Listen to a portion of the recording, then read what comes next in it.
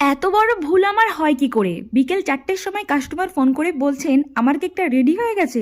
এই কথাটা শোনার পর আমি তো প্রায় অবাক হয়ে গেছি। তখন আমি বললাম আপনার কেক তো অর্ডার আছে কালকে, আজকে তো নয়। উনি বলছেন না, আজকে আমার কেকের অর্ডার আছে। তো আমি তো কি করব না করব ভেবে পাচ্ছিলাম না। তো আমি তখন বলে দিলাম যে আপনি তাহলে দোকান থেকে কেক নিয়ে নিন। উনি বললেন না, আপনিই বানিয়ে দিন। তো এত তাড়াহুড়োর মধ্যে আমি কি করে দেবো? উনি বলেছিলেন 5:30টার সময় কেক নেবে, এটা তো সম্ভব না।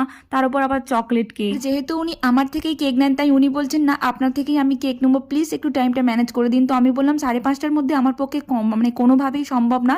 তো আপনি চাইলে কিন্তু 6টা 6:30 নিতে পারেন। বলছে ঠিক আছে, তাই করে দেবেন।